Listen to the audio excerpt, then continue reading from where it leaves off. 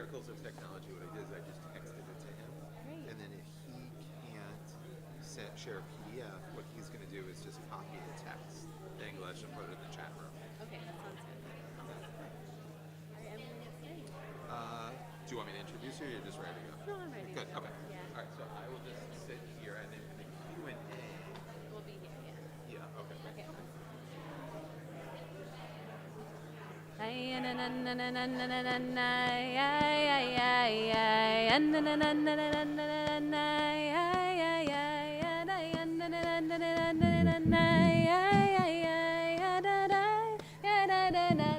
Sing with me.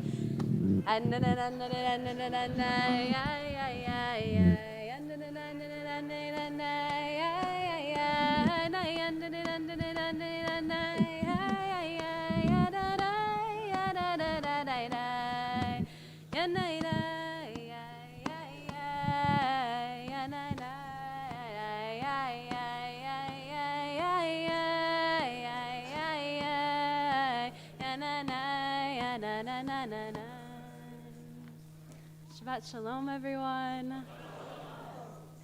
Before I give you out this source sheet and we do some learning together, it is my practice when I teach, and it's the practice of many yeshivot around the world, to dedicate the merit, the power of our learning to someone or something that needs a little boost.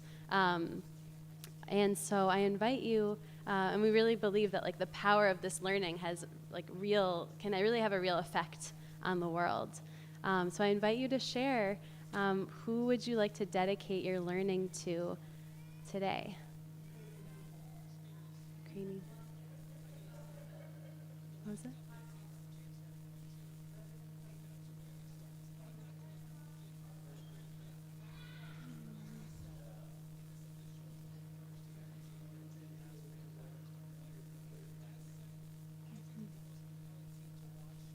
Any other dedications? Wow, Mazel Tov. Awesome. And I'll add my dedication to yours, just similarly dedicating my learning today to the Ukrainian people, anyone who's feeling afraid and unsure of the future. And we'll say a bracha for Torah study. If you want to join me, the last words are la'asok b'divrei Torah. Baruch atah Adonai Eloheinu melech haolam asher kidshanu b'mitzvotav v'tzivanu la'asok b'divrei Torah. Blessed are you, Hashem, ruler of the universe, who has commanded us to get soaked in words of Torah. I'm going to hand out these source sheets, or maybe I could actually have some help. I don't think we need all of them, but awesome. Oh, thank you so much. Oh, amazing. Thank you. So as we get our source sheets, I'll introduce the text a little bit. We're going to be learning 2 short pieces from the Talmud, and just in case you've never heard of the Talmud, it is the core of our rabbinic tradition. So there's Mishnah, and that was that's the earliest rabbinic text. And then there's Gemara, and Talmud is both of them together. We got Mishnah and Gemara equals the Talmud. And this is from Yevamot.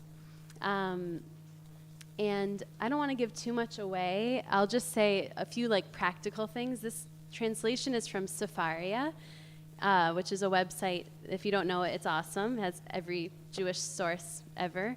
And if something is bolded, it means it's a literal translation of the text. And if it's not bolded, it means that it was added to help with context. I just think it's important to know, if you're looking at this, why is some bold and why is some not bold?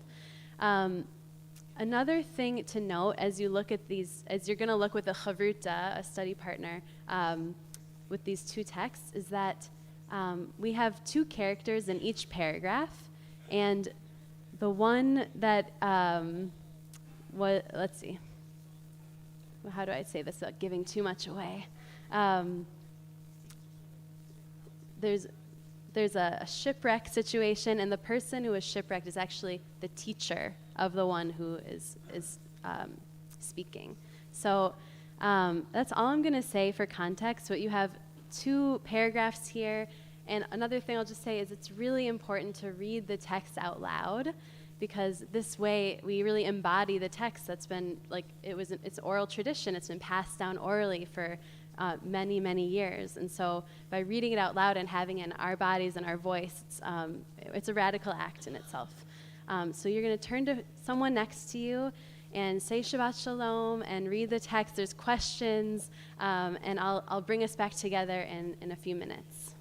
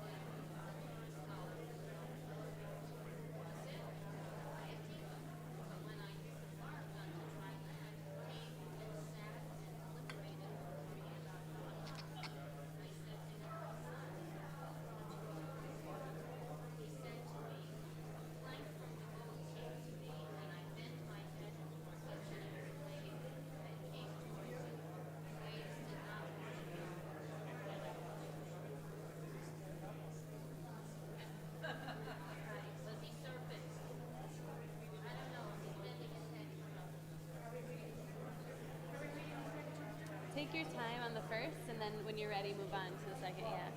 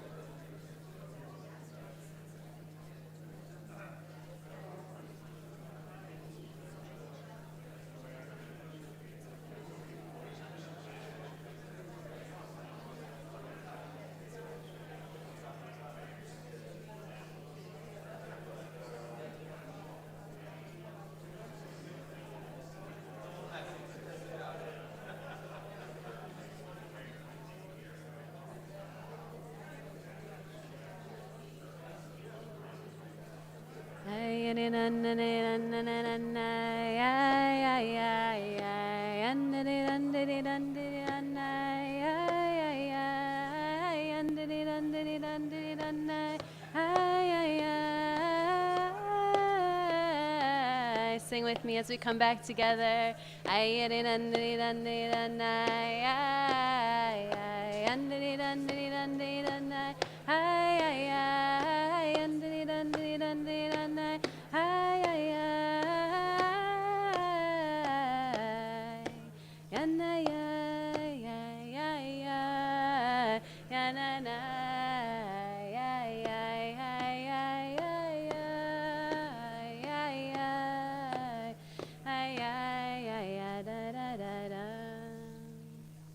How did it go?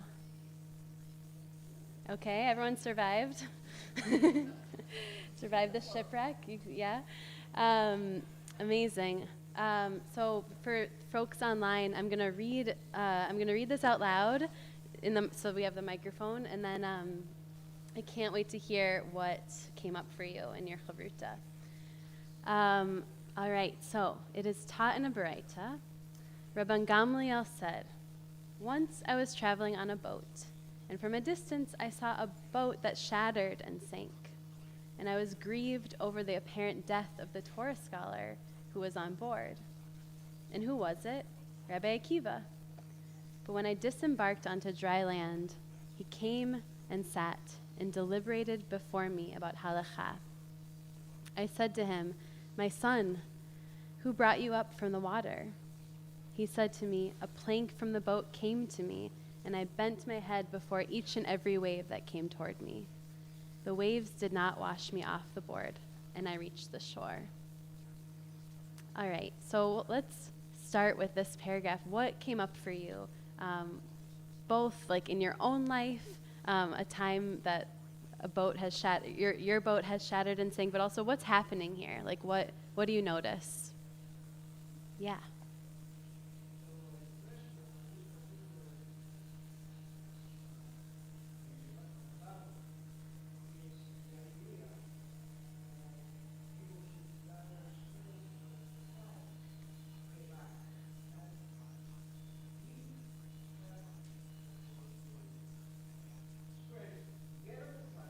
Mm-hmm.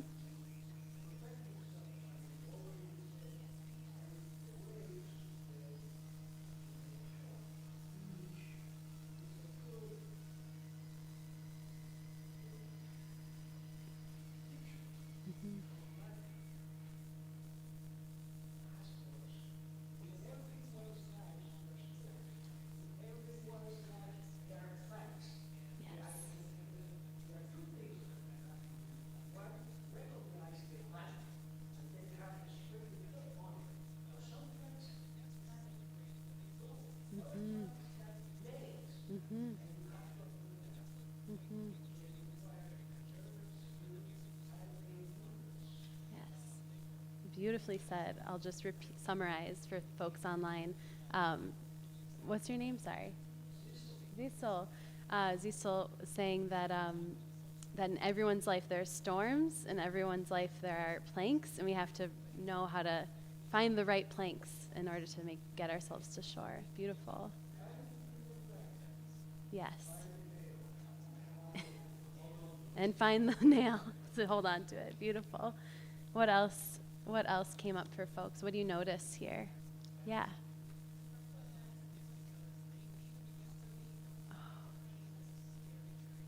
Oh, beautiful.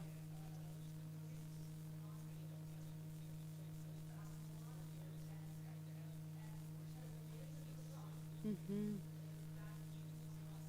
Mm-hmm. Mm-hmm.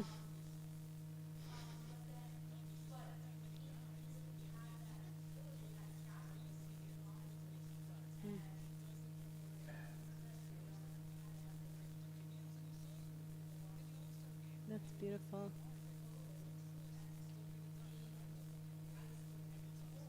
Mm-hmm.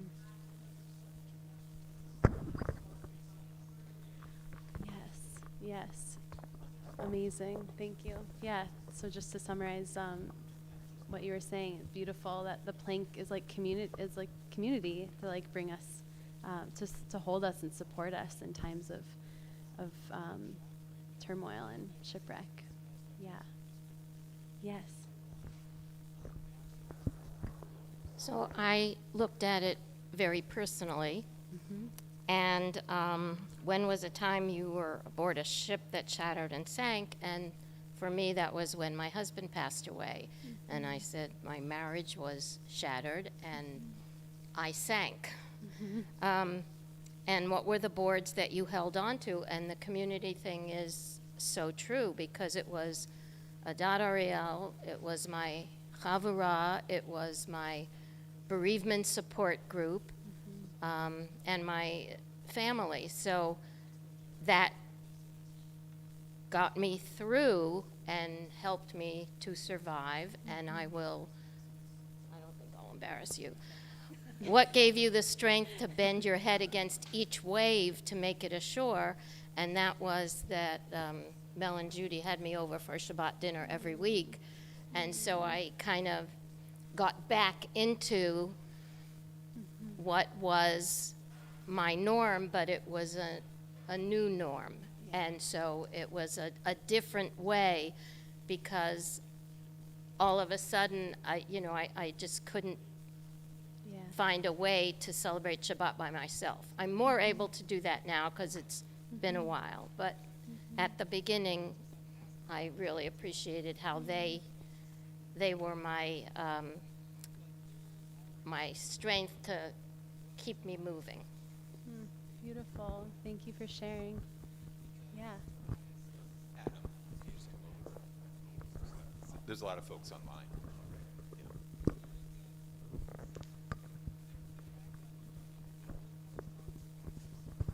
Just quick. So in that first one, I think it makes a special point to say that the plank itself actually came from the boat. So the very thing that caused the shattering, the very misery that's happening right now for him to have to survive, also supplied the thing that helped him survive. Oh, beautiful. You know, so you sort of think that in all of those disasters, there's always there's something to grasp onto that you wanted to. You're on a boat. It's a nice trip, and now the boat itself has fallen apart, but it's also giving you still the ability to survive in that situation. Wow, that's really beautiful. Thank you. Wow, there's so many awesome. Yeah, you had to. Can I stay here? Yeah, of course. My perspective is a little bit different in that maybe a little bit of what Eliana said about support system. But I think not only it's self-preservation to grab onto something that will help you continue with your life, and that's what happened in both of these readings. But I think as a human being and you observe something, it's almost a responsibility, if you're able to, is to offer solace, to offer help to that person. So I'm wondering about Rabbi Gamliel. He was observing, and what did he do? Did he reach out? Did he, in some way, instead of just watching Rabbi Akiva grab a board and survive and make it to the other side? I think the responsibility of all of us to offer help wherever we can. Yeah. And maybe that's a little bit of my social work background, like Eliana here, in terms of reaching out. Yeah. Wow, that's really interesting. Yeah. Thank you. A few more, and then we'll read the second half. We'll just go 1, 2, 3. I just have a question. I have a question for you as I see it. These are both essentially on the same page of Yevamot, the exact same place. So 2 questions. One question is, what was the context in which these 2 stories that were so similar to each other were presented on the page? And the second question is, in the middle, they're talking about Dan Lefanai Halacha. What was the halacha they were talking about? And one way you can read both stories is it's as if the listener doesn't really care about the halakha, just says, yeah, but wait a second, how'd you save yourself? So the question was, were they listening or not? So I'm a little confused by those things, because Great. every one of us has probably got enough metaphors in our lives to compare Yeah. this to, but I want to know what's going on here. Yeah, that's a great question. So Yevamot is the tractate all about Yibum, which is, how would you describe it, Rabbi? It's like when levirate marriage, yeah. I believe that to be honest, I really like these stories in isolation. I haven't spent too much time with the in between, but I believe it's kind of like if someone gets shipwrecked, are they responsible for Yibum? And what's the these are stories to illustrate that. And it doesn't say what the halacha is, but I think it's really interesting that the first thing that both of these rabbis do when they've survived this traumatic experience is talk about halacha. And I'm curious, what do you all make of that? Why would that be the first thing they do after they almost died, basically? Academics, yeah.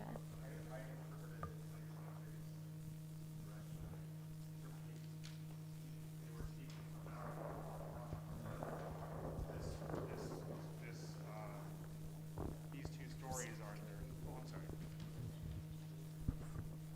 sorry. When they say that they're speaking about halacha, what they mean is that this story is their approach to halacha in a more general way. That these one in a sense takes a plank and utilizes halacha with his own intelligence and strength and whatever. The other one uses a wave, uses his body and sort of trusts that the halacha will take him to wherever the halacha wants to take That's him. cool. That's beautiful.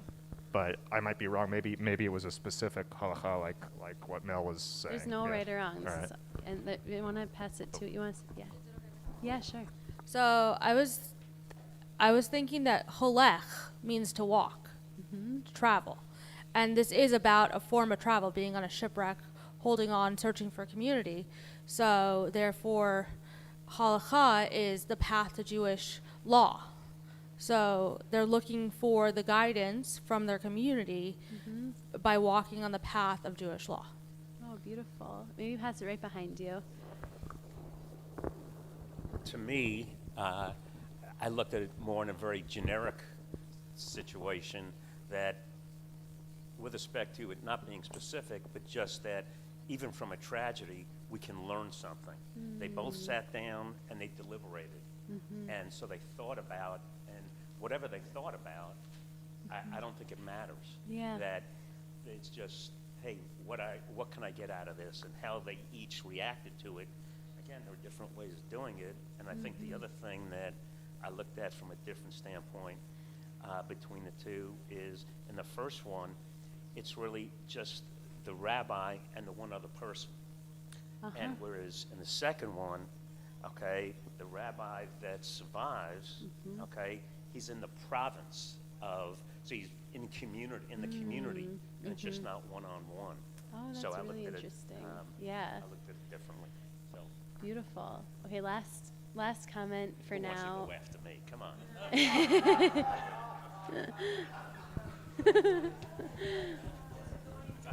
It doesn't go any further, yeah. No, sorry. You're going to have to come to the microphone. The microphone ain't coming to you. Come on, Moses. Come over here. Oh, you both want to speak. Is that all right? Okay. Awesome. Okay. I feel like I've been on both sides of this equation, where I've been the son from a parent who says, you've had this bad experience, but you're going to learn from it, and you'll see. And then as a parent, I've had to tell my child the same thing. But I really like what they do in both these texts. They ask, my son, who brought you up? Yeah. In other words, didn't say, you're going to learn from this. Said, put the power back to the child and said, how are you going to get through this?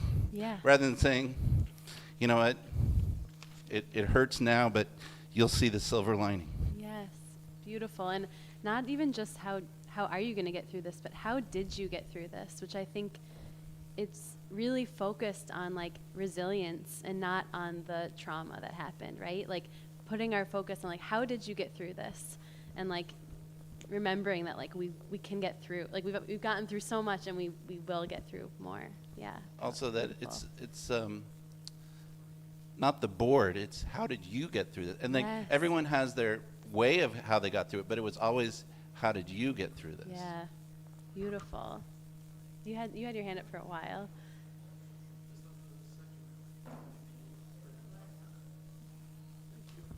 Is that important what I said before anyway? Even this isn't so important.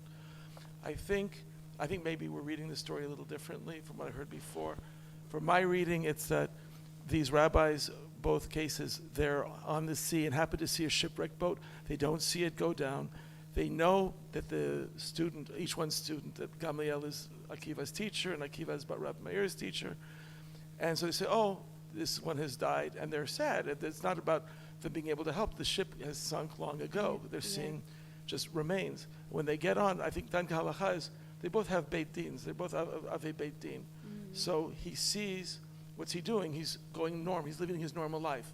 He thought he was dead. Not only is he not dead, but he's functioning and he's doing everything as he was beforehand. So he's saying, Dale, I thought you were dead. What are you doing here? How it happened? And then they go in one case, he talks about the plank, and the other one, for me, this is what I would think about originally. He was talking about bowing his head to the waves with the plank, is that when you're in a position of stress and trying to survive, if anyone here, we're in California, most people have been body surfing. If you're standing in the water and the wave comes and you stand up against it, it's going to knock you down. But you say, okay, this is not the time for me to fight the wave. I just need to survive. So you bow your head to each wave. You let it break over you until you get to the shore, and then you can resume your life. But not every moment are you called on to be resisting everything. And like there's a time and a place. And survival lets you do, needing to survive gives you a break from this kind of resistance. Beautiful. Thank you so much. Okay, and I will read the second, so for people on Zoom. It is taught in a Braita. Rabbi Akiva said, once I was traveling on a boat, and I saw a certain boat sinking at sea, and I was grieved over the apparent death of the Torah scholar who was on board. And who was it? Rabbi Meir. But when I disembarked at the province of Cappadocia, he came and sat and deliberated before me about halacha. I said to him, my son, who brought you up from the water? He said to me, one wave carried me to another, and that wave to another, until I reached the shore, and a wave cast me up onto dry land. I think that for the sake of time, I just want to say, give us a bracha that, we exactly what you were saying, that we know when it's time to fight the waves and like power through and like hang on to a plank and like get to shore, and when it's time to surrender to the waves. There's so much turmoil in the world right now, and we're just ending a period of collective trauma, hopefully with COVID ending or shifting, and I think as we see more and more waves and more shipwrecks in our lives and in the world, that we remember our resilience and what got us through. So thank you so much. Shabbat Shalom. Thank you for learning with me. So awesome to learn with you all. Thank you. So what we're going to do now is we're going to have a Q&A. And in order to be inclusive of everyone who... Do you want some water or something? You have your water? Okay. My water bottle wants so much too. Okay, so maybe you want to pull it first. So what we're going to do is folks here will have the opportunity to ask questions, and also folks online will have the opportunity to ask questions. So if you put something in the chat, it's going to come over here to me, and what we'll do is we'll try and get everyone in good time. So if you're online, please share questions, and it'll appear on my phone, and I'll try and ask Rabbi Goldstein. And then also folks here, also just in the spirit of inclusivity, if you could try and move towards the microphone so that way everyone at home can hear the question that you're asking that Rabbi Goldstein is addressing. So again, this is anything at all that you would like to ask Rabbi Goldstein, please. Okay. Okay. Do you want to choose. control No, the no, floor? I don't. I really don't. Then she passed it. Just have a mic stand in the middle and people come up to the mic stand? Oh, sure. Yeah, that's a good idea. Yeah. We'll have a mic stand in the middle. Look at this. Okay.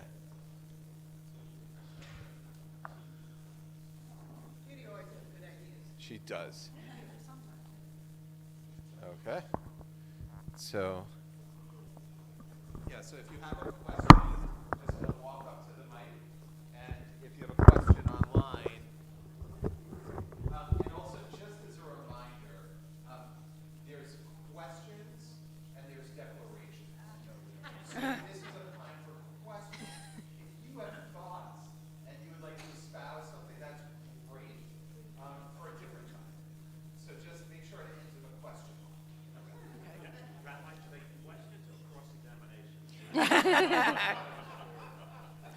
Hi, Rabbi. I'm Sarita Stevens.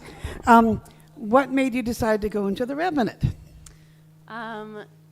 Great question. I was like really a seeker in high school. I like kind of was exploring all different religions, and I was raised Reform, but it didn't really speak to me. And after my bat mitzvah, I was like, I don't want to do anything Jewish ever again. Didn't turn out like that.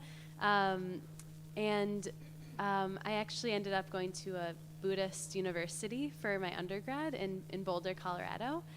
And my first high holidays, I went to a shul there. It was a Jewish renewal synagogue, and I met this rabbi, Tirza Firestone, and I was like, oh wow, like that's what I want to do. I want to be her.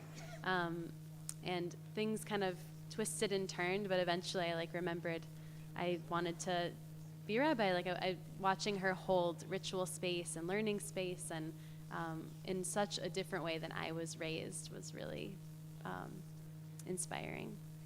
Yeah.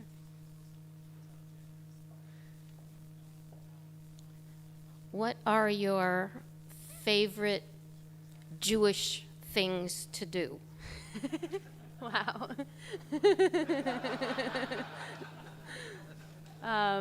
Have stomach issues, and I'm just kidding. Let's see. My favorite Jewish things to do. I love to sing. I love nigunim, like wordless melodies. I love Havdalah, which is one of my favorite parts of the week. So many things. Building a sukkah. I don't know. There's everything. All-night seders, all those things. Yeah. I'll sharpen the question a little bit. Of all the 613 mitzvot, which is your favorite? Oh my God. Like, what joke can I make about that?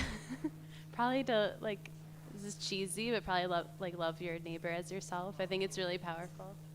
More on the mic, okay. Loving your neighbor as yourself. It's really powerful.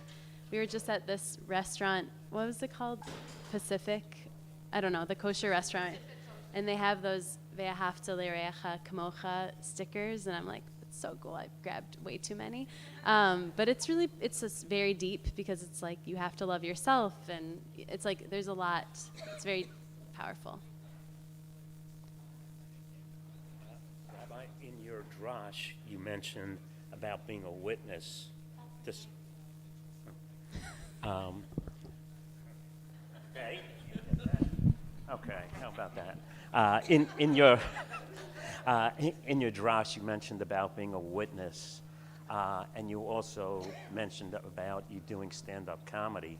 I was wondering if everyone here can be a witness to some snippets of your stand-up comedy routine, so we get an idea of what you are or who you are when you're not playing the role of a rabbi. That's a great question. I'm not sure I'm ready to share. It was my first time ever doing stand-up, so when I do my second time, I'll make sure to invite all of you. There's a question online. Oh, sorry about that. So just, I have no idea who's first and whatnot, so we're doing our best. So if I cut you in line, I'll speak to you before Yom Kippur. So the question is, there were several questions online that were sort of to the effect of that this is a position that what we hope to do here is to create a Beit Midrash, which is a hall of study, to create a culture of study at Adat Ariel in the broadest sense of the words. And so the question is, what specific learning opportunities would you like to create? Awesome. So I have studied a lot with Svara, which is a yeshiva in Chicago, but now they're online. And they are really like the pioneers of Talmud study in the original for anyone who knows their Aleph Bet. So you just have to know your Aleph Bet, and you can study Talmud in the original. So the first thing I'd be the most excited to do is to start Svara-style Talmud classes, which would be really awesome and exciting. And I also love Chassidut, and I love Jewish mysticism. I love to teach, like to have classes on those topics, and really just like whatever people are excited to learn. If there's like 3 people who really want to learn about like Judaism and farming or something, we'll do that. Like I would feel really excited about just like kind of catering to whatever people are excited to learn. Sure. So Svara was started by my teacher, Rabbi B'nai Lappi. She went to JTS before they were ordaining openly LGBT clergy. And she has a famous article called Saying No for a Higher Yes, which is about when they interrogated her before her ordination. They said, are you like partnered with a woman? And she was, but she ended up saying no and lying for the sake of a higher yes, which is to create this amazing yeshiva. And actually JTS like honored her at a recent like gala, and it's just very powerful. But so it's called a traditionally radical yeshiva, where we learn in the original. There's like it's not just for LGBT folks, but it's definitely putting LGBT people at the center and lifting up our voices and experiences. And it's really like Talmud as a spiritual practice. So like really diving into each word, whether you just learned your Aleph Bet or you've studied in yeshiva for like a million years. It's like really like diving deep into each word is a very meditative and powerful thing.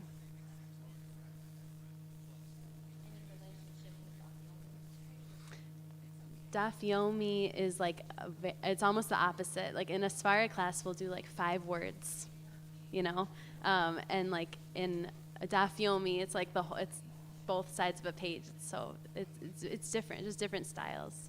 Yeah. Hi. I think with one exception, all of the rabbis of Adat Ariel have come from the Jewish Theological Seminary or the Ziegler School. I hadn't heard of the Hebrew College in Boston. So could you describe it and say why it's appropriate as background? Sure. Yeah, so Hebrew College is non-denominational. People in my class range from practicing like pretty Orthodox to complete like Reform, and like the placements that people like, the jobs people get after school really range from like from conservative synagogues, Hillels, Reform synagogues, nonprofit organizations. So it's really like a diverse placement situation. But I'll say I chose it because I really like. I really value pluralism. I think that like it's really important to learn with people who have different opinions than you and different practices and different backgrounds, and that's like reflective of the Jewish world that we're in. So it felt really important for me to really like be in a pluralistic environment so I could serve pluralistic environments.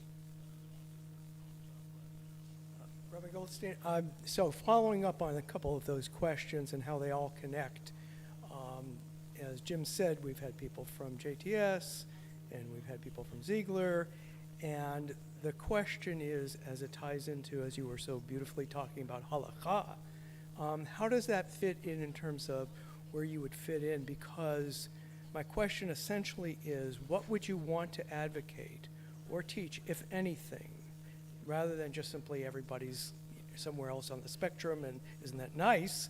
Is there some sort of underlying principle that you want to put out relating to halakha, relating to observance? And because we're a conservative congregation, where would that fit in terms of our overall principles? We had Emet Ve'emunah, like some 20 whatever years ago, where scholars laid out the principles behind the movement. Are those things that you're embracing and want to teach and want to share? Yeah, I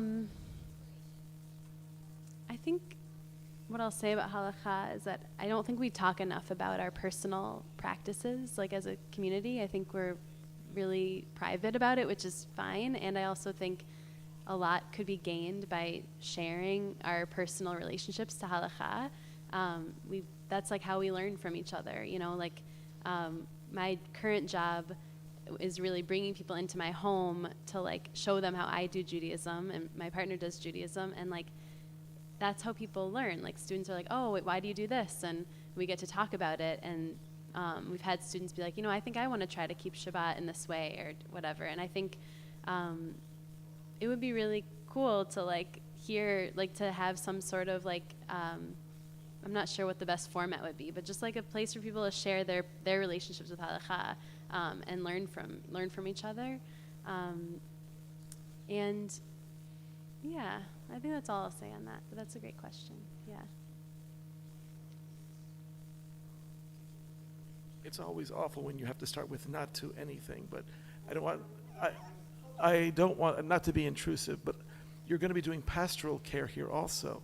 So I'm just curious where you see yourself along on your life's journey. Are your parents still alive? Are you dealing with loss? Are you dealing, it's wonderful I hear you have a partner, Mazal Tov, let's hope it works out and goes somewhere good. But do you want to talk a little bit about yourself and where you are in life and how that might affect your being able to, or how you would approach pastoral care? Just Sure. curious. Yeah.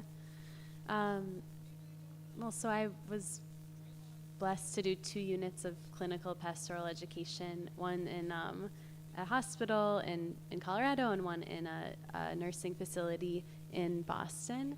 And I really feel like that's where I learned how to be a rabbi. Like I didn't really learn it in rabbinical school. I learned it like in the hospital and in people's rooms and connecting with people who are nonverbal and all the things that you do in that role. Thank God both my parents are alive, and I have lost grandparents though, and have gone through lots of personal struggle in my life, yeah, I think I feel capable of holding people in pain and in joy. Yeah.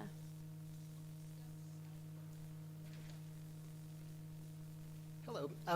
Why study the Talmud? Let me follow up on that. I mean, Midrash Agadah is pretty open-ended. There's a lot you can do with it. But Midrash Halacha, which is the bulk of the Talmud, is much more technical, much more detailed. A lot of it is inapplicable or only marginally applicable to people in modern life. If someone came to you and said, well, you know, I've looked through the Talmud, I took a Talmud class, it seems like a lot of crazy rabbis arguing over minutia. Like, why should I study it? If someone asks you the question, I have a lot of answers to this question. This is not my question, but if someone came to you with that question, how would you respond? Yeah, so I think I would say that, yes, it's full of crazy rabbis arguing about minutia, and in the process of how they argue, we can learn we just can learn so much. I think that how do I sum this up? You know, we really forget that before the temple was destroyed, the temple was Judaism. It was everything that was Jewish. And so when the temple was destroyed, people just thought Judaism was over, literally over.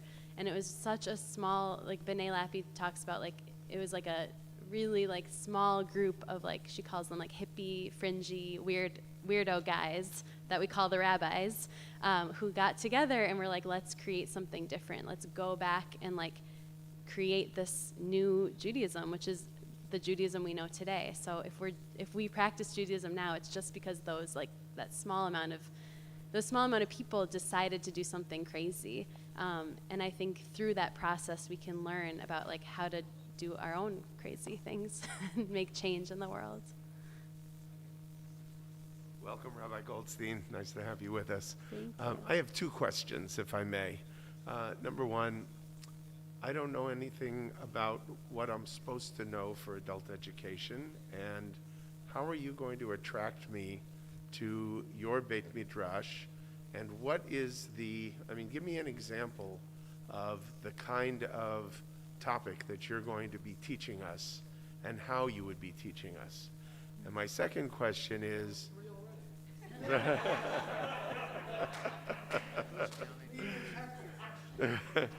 my fourth question is has to do with Israel, and I'm just curious to know what is your relationship with Israel? And we are a congregation that has a close relationship with Israel, and how would you nurture that relationship? Yeah.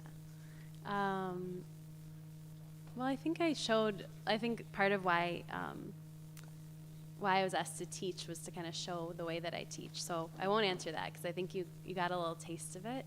I think that the topics, like I said, would range, like really depending on what people were excited about. I think I would start with what I'm excited about. So probably I would start with like what's radical about the Talmud, and then we would talk about why learn Talmud. Maybe it would just be called Why Learn Talmud, and look at like kind of the history of the Talmud, and then like actually dive in, like I said, like word by word, and in Chavruta, and build those relationships. And I think, right now at where I work in Ithaca, like I do like to teach for like micro communities. So like right now we have an LGBT Jewish Learning Fellowship, which is like really powerful to bring people together who have a common identity. And maybe I would do that in like other ways too. And yeah, that's a little bit of that. The Israel question, I'll just say, like, I love Israel, and I feel that just like we should be like critical of our own country, we should like lovingly be able to like, criticize our like Israel as well, with love. And like but my partner and I met there, and I love it and I miss it, and always want to be there, like many of us. So yeah.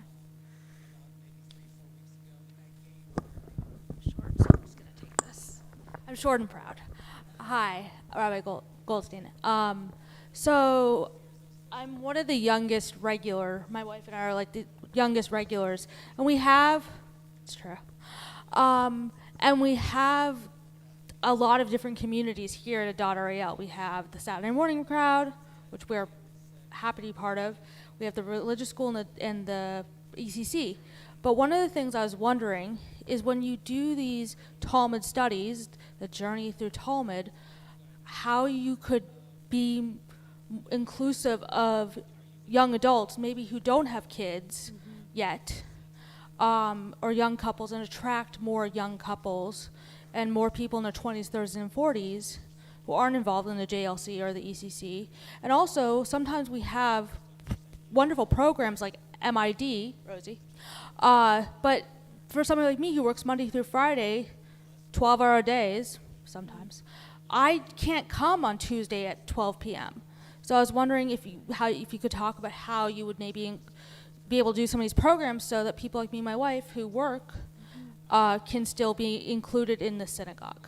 Yeah, for sure.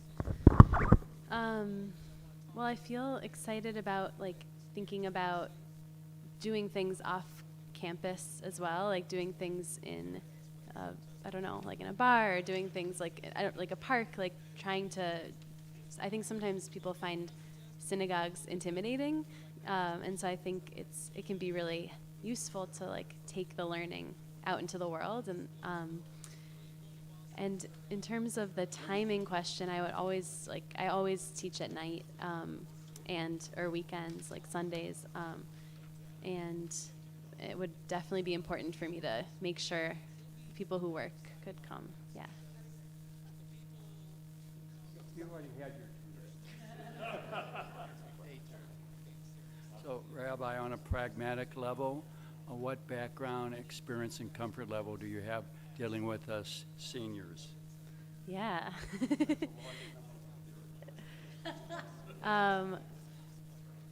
So most of my pulpit work and internships and stuff throughout school have been in congregations with like a similar elder constituency, and I love you guys, and and also my CPE, my clinical pastoral education, was also with elders. That's my experience, and I just find it really comforting to be around lots of different ages and intergenerational community. So first of all, I want to apologize for the mic setup because it's sort of weird, like we're standing, but the wire isn't long enough. So a question from online, and I'll read. Much of your experience in your journey has been in smaller and less traditional settings. What motivates you to join a rather mainstream congregation in such a large city? Awesome. Well, I think I really was drawn to the role because it's like, it is mainstream, but it's like you guys are ready and excited for change. And I specifically the Beit Midrash is just like a really cool idea and not something most mainstream synagogues have. And so that's really what drew me. It was just like, it felt exciting to think about a mainstream community that's really looking to like shift and change. And I definitely want to be in a big city. So that's just, I've lived in New York City and Boston, and Ithaca is not like the norm for me, or like where I wouldn't say I chose my job because of Ithaca.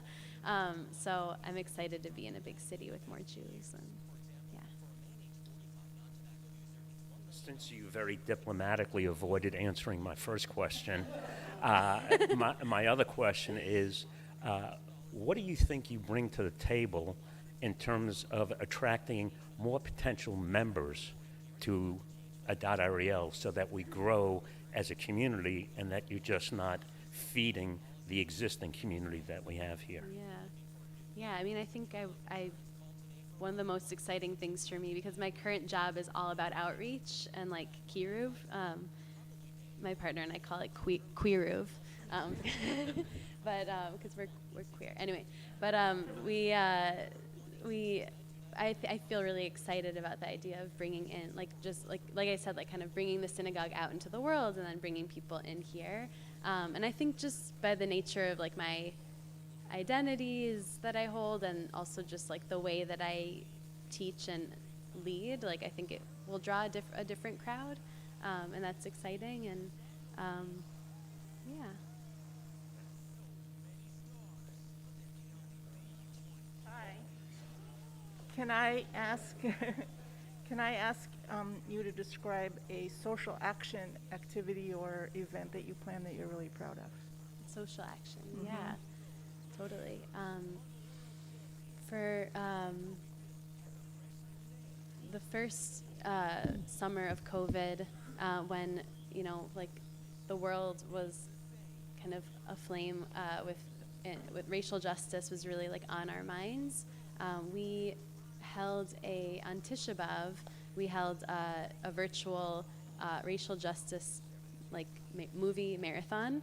So we watched like back-to-back films, which were really like powerful and intense about racism and in America, and then at the end we followed it up with like phone banking together like a week later. So I feel like the education aspect was really important, and also I had like students who are Jews of color who helped me like pick out the films and were really like in the planning with me.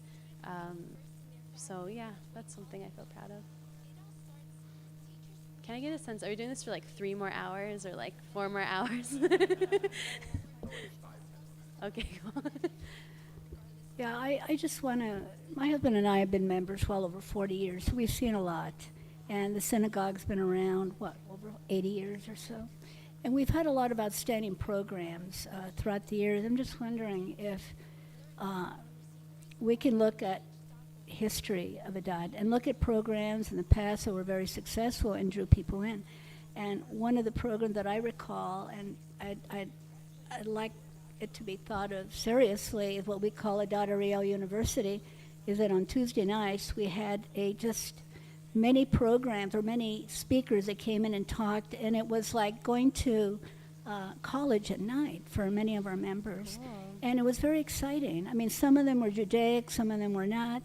And the other thing I want to say is that we have to look at our current history too. We have a very vibrant High Neighbors program that is in a way a Beit Midrash for adults our age. You have to be over 65.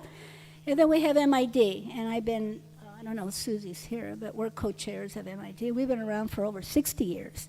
And it's an educational program too.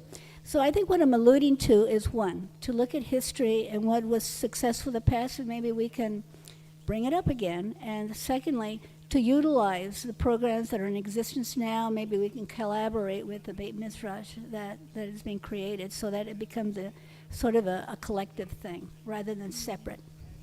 Cool. That sounds great. Yes. So there were 2 questions online. And as a follow-up to these questions about micro groups, what is your approach to bringing families in for services and engaging younger kids in practice? And then the second question is, how would you contribute to the development of the community's fiscal health? So what are your, I think that's not your own personal. I'm planning to give half of my but- salary back to the synagogue. Alan, that's the joke that you were waiting for. And so what are ideas about fundraising events? And then the fourth question that came on that line is, how much longer are we doing this for? So you can answer that yourself. So anyway, I'll throw this. So the three questions are micro groups, so families, fiscal health, and how tired are you and ready for a break? Micro groups. I mean.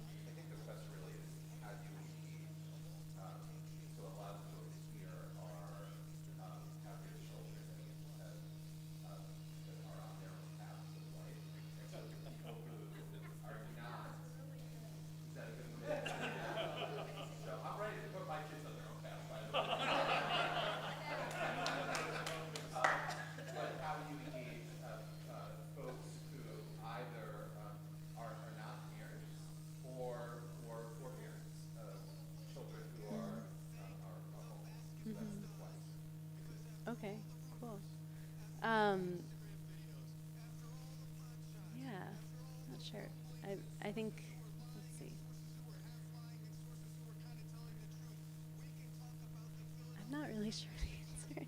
I feel like, I just feel like excited to learn with whoever wants to learn. I think like, I guess for parents, my first thought would be like shorter classes and like kind of like small like nuggets of things, because like the minds are like always so busy, and also like practical. I feel like practical like things you can like teach to your children or like do at home. We tried to do this. It didn't really take off with our community yet, but like a how to Jew class. So like how to do like really basic things like lighting Shabbat candles and Kiddush and things that people like don't know, like probably people in this community don't know, but like are afraid to ask. And I think those are really important to like those home rituals are really important to just like teach. Fundraising, yeah. I mean, it's been fun to be a part of that, a little bit of a part of that in my current job, like reaching out. Fund, yeah. So yeah, like in my current role, I get to like reach out to parents and like kval about their kid and ask for money, and like it's like embarrassing, but also like it also like it works, and it's like it is like it's a powerful part of the work, and we were actually blessed to get like a really large like endowment basically for our work, for which will be passed on to whoever is like the next like liberal rabbi on campus. But I was really proud to have our work recognized in that way.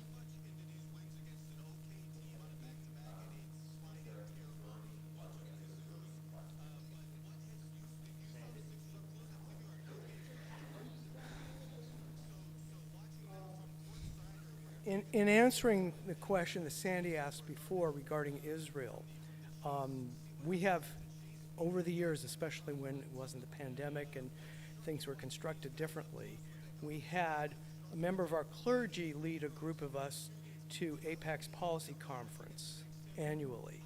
And I'm just curious in terms of, would you be willing to do that kind of thing? That's a good question. I'm not sure I'm like prepared to answer. Like maybe I don't feel. The truth is that I'm not like very political, and I really feel that Israel is like largely a pastoral issue for like when it comes up as like an issue in a community, and I like to relate to it like that. And I don't know if it's a cop out or what you want, but I feel like I'm like a little like I feel a little detached like from like the politics and the policy aspect of it. So I don't know if I would be the best person to lead a trip like that. That's what I'll say about it. Yeah.